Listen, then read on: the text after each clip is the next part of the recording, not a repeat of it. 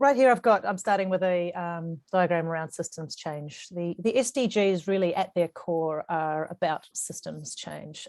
It is broken systems that have allowed these problems to arise, and it is systemic change that's going to solve them. A lot of the effort that we see goes into this, this structural or explicit level of change. So the policies that we see at government level, the practices within businesses and organizations, and the resource flows. This is where we see the philanthropic money, the investment, the impact investment.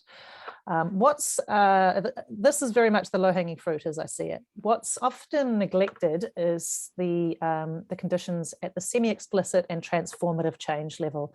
And that's where I work much more. So connections and relationships between different actors within a system and the power dynamics between them, and mental models, which is another word for saying assumptions or narratives that we have about how the world works.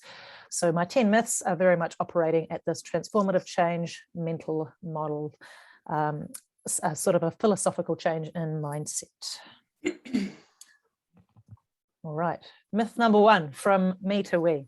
So this is very much speaking to addressing what I see in a lot of Western countries as what I call the cult of individualism, and that we all think that we're responsible for our own successes and failures, and fail to recognize a lot of the time that we actually live within a much bigger system of people, and that collectivism is going to be needed to help us achieve the SDGs. We have so much more in common than we think with other people. The second one is an extension of that, from tree to me, and that is a fundamental reframing of something that Indigenous wisdom, Indigenous cultures and Indigenous wisdom has been telling us all along, is that we are nature. We can't see ourselves as separate from it. If we are working on social impact SDGs, they need to be working in tandem with environmental impact SDGs. And it is, yeah, this disconnect is stymieing our ability to address those things. There's also a biophysical truth to it, in that, you know, we exchange atoms with the world around us every year. The third one, sustainability to regeneration. Again, another reframe in the recognition that in many cases sustainability is not enough. We already have so many broken and degenerated systems within this extractive financial global model that we find ourselves in. And so models like regenerative agriculture can cover a number of the SDGs. They can cover hunger, clean water, responsible consumption, protecting the planet, as well as life on water and land. Circular economies, I know that Anka is up next with a talk about that, and circular product development. Regenerative economic systems can help us move to regeneration. And of course, that is going to be dependent on a wholesale shifting of our mindset, that the goal, you know, not the goal, the mark of a happy life is not necessarily buying a lot of stuff and being able to buy a lot of stuff. And that is very much the narrative that we have been exposed to for many of us for our whole lives.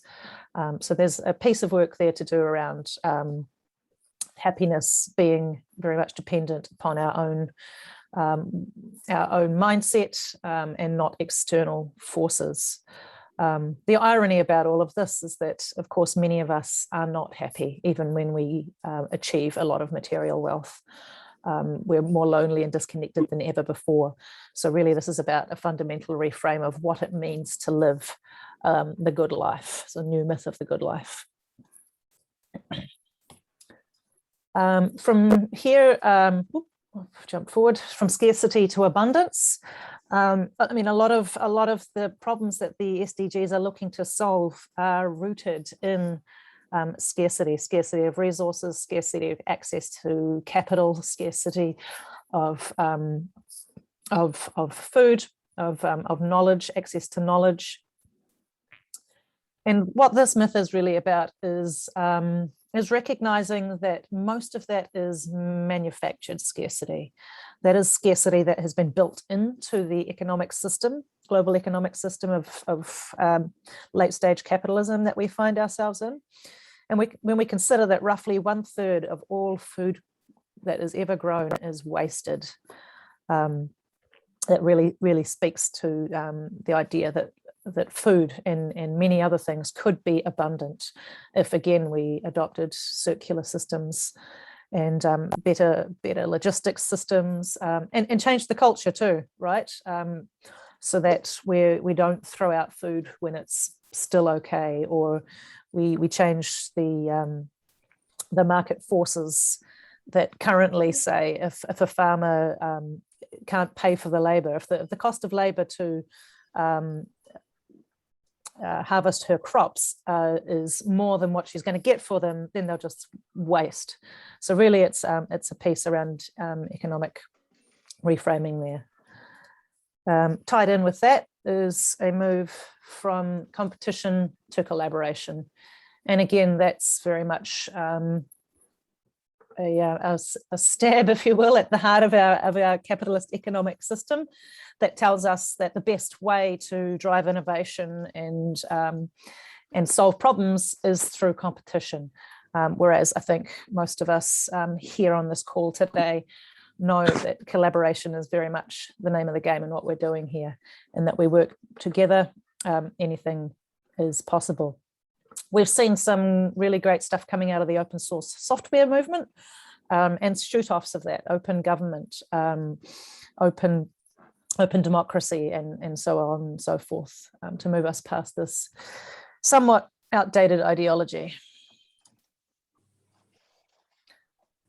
From west to the rest, I've gotten here, and that really is just a recognition that that there is so much to be gained and to be learned from Indigenous wisdom and Indigenous ways of looking at the world and thinking about things. We've been colonized, or many of us have been colonized into ways of thinking that are not necessarily very conducive to a thriving, healthy planet.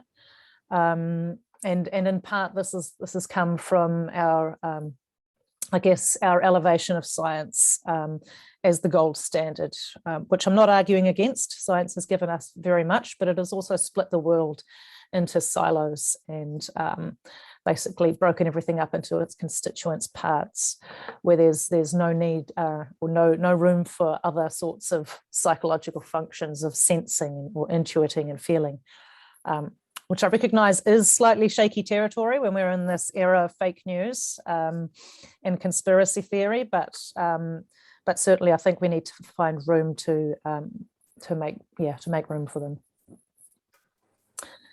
This is the elephant in the room of everything I've talked about so far, is that we really have to be embracing the gifts and roles of all genders and the approaches of all genders and how we approach this. Even in progressive countries, even here in Aotearoa, New Zealand, we are still very much living within a patriarchal system. The gender wage gap is still pretty stark in New Zealand. And the great thing about this is that once we have gender equality, it makes so many more of the other goals more accessible and achievable. The final myth is from thinking about the now to thinking about forevermore. We're very fast paced in our lives these days. Our attention spans are short. We're just so used to receiving things instantly. We've got 3 or 4 year election cycles, quarterly planning. So this myth is really about reframing fundamentally how we think about time, which is, yes, not something that we're very good at as a human species, is in thinking in the very long term. So that's me. I'm launching a book later this month. It's my first book on storytelling and narrative to transform the world and ourselves. And I've got 4 seconds left to go. So that was my quick fire 10 myths for humanity. Thank you.